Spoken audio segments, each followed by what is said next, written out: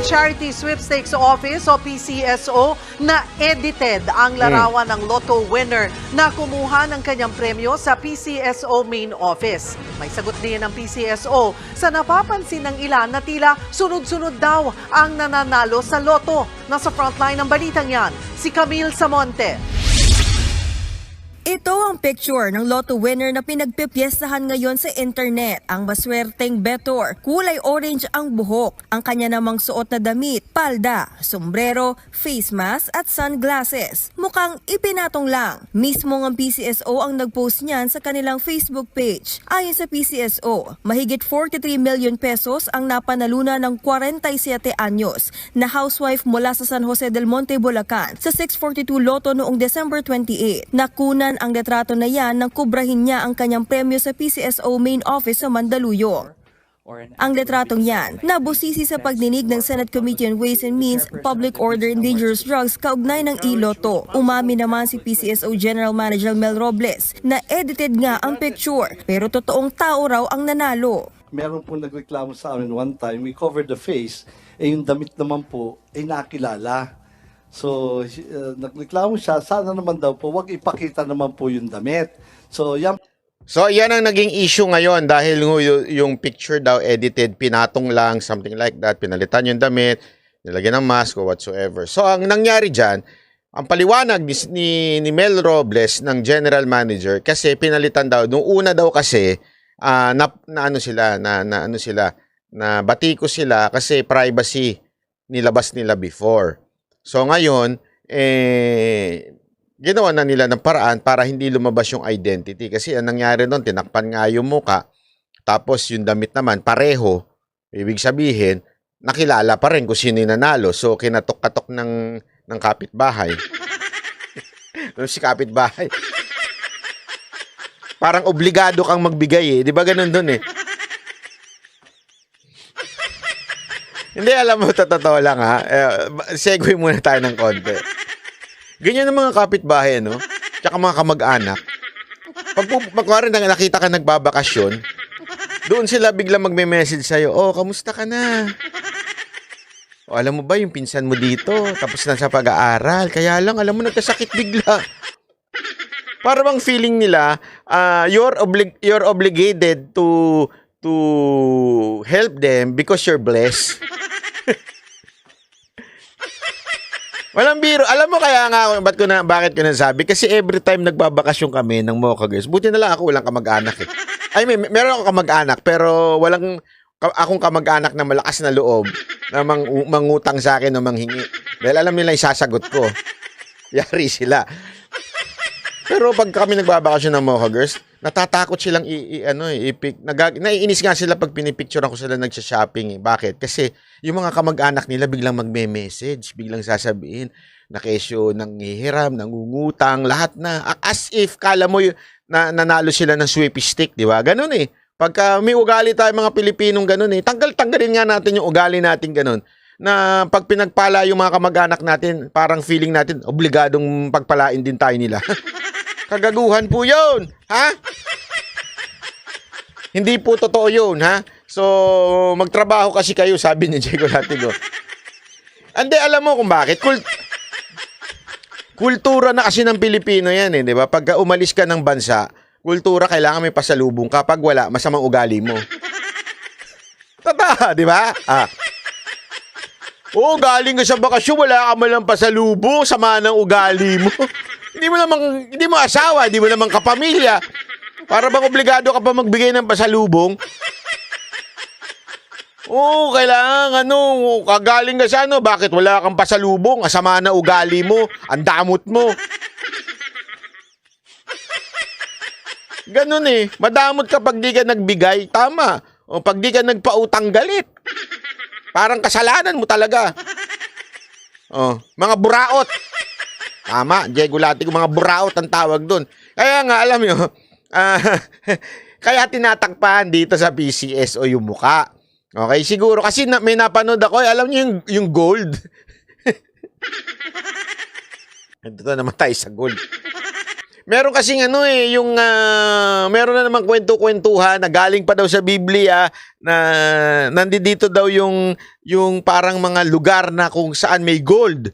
Okay? Merong isang doon sa probinsya, mahirap lang siya, nakapulot siya ng gold. Sa sobrang napulot niya ng gold, di nakuha niya na, yumaman sila. Yung mga kapitbahay, inubos siya. Siyempre, wala naman siyang choice kasi palalabasin na masama siya pag di siya tumulong. So, naubos yung pera niya. Walang biro. Totoong kwento ito. Napanood ko to sa news eh. Kaya ako yan. Kasi nga, ganun daw ang dahilan kung bakit ibinlur. Ang akin lang dito, sana sinulat na. Yung offer na yan. Naku po, ayoko yan. Ang Talano Gold na rin yan. Banat Bay. Wala akong sinabing Talano Gold. You should watch.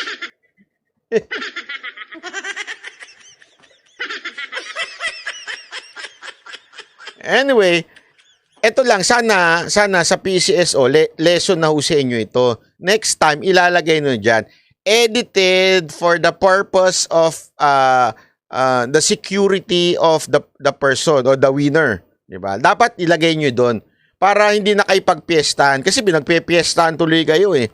'Di ba? Na parang dapat ilalagay nyo. Parang yung mga ginagawa nung kunwari sa interview, 'di ba? Meron pinalitan namin ng pangalan para sa seguridad ng witness. 'Yon. Sinasabi na nila may disclaimer ika nga. Dapat may disclaimer kayong ganun. The photo was edited para to hide the identity of the winner. May ganun dapat. Ang nangyari tuloy sa inyo, kayo. Natawa nga ako nakakatuwa talaga yung mga Pilipino, no? Actually, tama ka dyan, Diego Latigo. Naisip ko rin, anong sense kung i-edit din naman pala, di wag na lang i-post. Kasi alam mo, matitigas ang ulo ng ng mga Pilipino rin eh. Minsan talagang, sino na yung mga nanalo? Porkit di nanalo, at na yung mga nanalo. Ako ito lang. Ang magandang dito, pinakamagandang solusyon dito para mawala yung sinasabi nilang pagdududa. Tama yung suggestion nila dito sa Senado. Magkaroon ng executive session, 'di ba? Magkaroon ng executive session, ipasubpi na nung nanalo. Para makita talaga kung sino yung nanalo at kung maiko-connect ba, kasi sinasabi nila may connection daw dito kay Mel Robles. Para makita nila kung may connection o wala. Siyempre, may magdalang ID yun. Magkaroon ng ganun. Ayun na sinuggest din ni Tulfo eh. Po, ang reason yan, and I agree, it's a very poor editing. Your Honor. So at least inaamin nyo, ayan, marami kasi mga nagtatanong pagka-edit. I'm So sorry, inaamin nyo, we're not very good at editing the clothes. Nako. Pero yung tao hindi edited. Hindi po, totoo po Tunay yan. na tao to. Tunay na tao po yan. Natanong din ni Senator Tulfo ang PCSO kaugnay sa umano'y sunod-sunod na lotto winners. Marami nagtataka, syempre, especially yung mga mananaya na ang bilis na manalo ngayon sa PCSO, especially na the fact na hindi naman pwedeng sabihin kung sino yung mga nanalo, pwede naman nila itago. Plus, pagdating po dun sa online, sila naman may control ng computer system na yan. So, madali na nilang i-hocus-pocus. Yun po yung sinasabing hinaing ng marami mga mananaya. Noong Martes ng gabi, mahigit 640 million pesos ang napanalunan ng isang bettor sa Super Lotto 649 at kagabi lang, nasungkit ng Grabe, isang no? tumaya sa e-lotto ang 698.8 million na premyo sa Grand Lotto 655. Sabi ni Senator Raffy Tulfo, nag-aalala raw ang mga tumataya dahil baka raw nadadaya ang resulta mula nang i-pilot test ang e-lotto noong nakaraang buwan. Pero sagot dyan ni Robles, isa pa lang ang nagwagi gamit ang e-lotto at yan nga ang winner sa Grand Lotto 655 kagabi. This December, tinamaan yung 642, 649, 645, 655. Are these all from e-lotto? Hindi po, last night lang po yung iloto. Kinumpirma rin ng PCSO na umabot sa 1.7 billion pesos ang jackpot winnings sa loob lang ng isang buwan. And then for the information of the public, yung mga increased jackpots po natin na 100, 100, 500, 500, 500, so a total of 1.7 billion pesos, tinamaan na po lahat. Yes, Your Honor. Okay. In less than a month. Within a month, Your Honor. Yes, within a month. Sa kabila nito, nanindigan din si Robles na game of chance o swertehan lang talaga ang nananalo sa loto. Magsasagawa naman ng executive session ng mga senador para malaman ang pagkakakilanlan ng mga nanalo at matiyak na hindi sila konektado sa mga Naku, maganda ito. Tinatakpan ng issue ni Tamba sa Lotto Planted Game ang gawain with CPP and PA. Siguradong tuwang-tuwa sila, Sir Bana, at motivated si Tamba sa NP. Alam mo, may punto ka dyan. Totoo lang, may punto ka dyan. Kasi itong loto na ito, siyempre, there are a lot of accusation na kesyo dahil daw ganito, ganyan-ganyan. Ang hirap mong patunayan niya na walang ebidensya eh. Sa totoo lang ang hirap mong patunayan niya na walang ebidensya. Unless mag-extra effort na lang ang Senate to do an executive session with those winners. And honestly, kung iisipin mo, baka nga hindi pa legally allowed eh. Kasi may karapatan ng isang tao sa kanyang privacy. Hindi siya pwedeng ipatawag basta-basta to say, "Nako, nanalo ko." Hindi pwede eh. Alam ko sana may mga abogadong mag-ano dito. Pero parang may legalities eh. May legalities unless it's a national security. Pero would the court consider it at national security yung mga nanalo sa loto? I don't think so. So, I don't think kung kakayanin ng Senate na magpatawag, magsubpina. Baka may mga abogado ng winners na tumutol dyan, di ba? Pero tama rin naman yung sinabi may sinabi si Tulfo dito na, ewan ko sa ibang news ata yun. Pwede niya ipa-private investigator kung sino yun at pag nalaman niya na totoo, parang papalakpakan niya. Kung nalaman naman niya atang hindi totoo, lagot yung PCSO, something like that. I'm not sure for the details. Pero ang punto ko dito, may punto yung isa. Medyo nililito talaga yung taong bayan sa mga issues. Ito na naman, iba na namang issues na pinupukol para lang mawala dun sa tunay na issue dun sa Congress.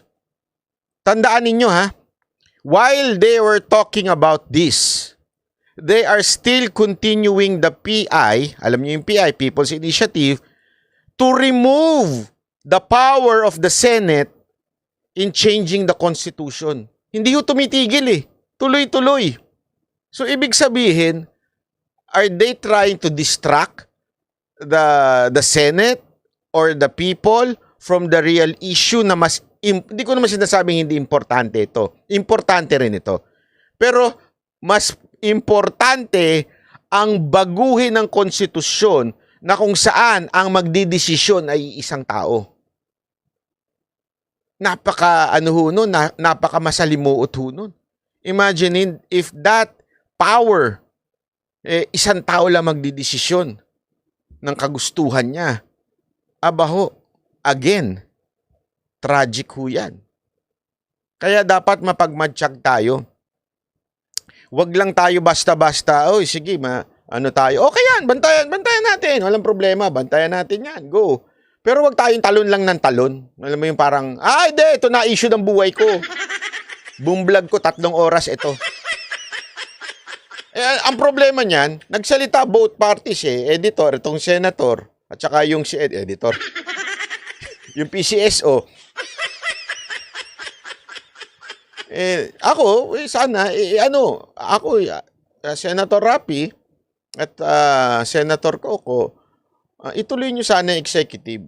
Yun lang sa atin Ituloy nyo yung executive session wherein ipatawag nyo.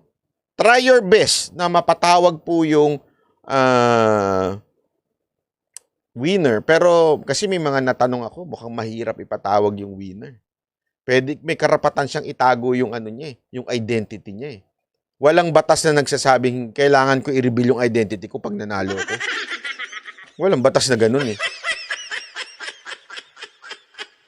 So sana tuloy-tuloy natin itong bantayan pa rin at sana sa Senado wag din kayo ma-out of focus mga senators baka mamaya naku po.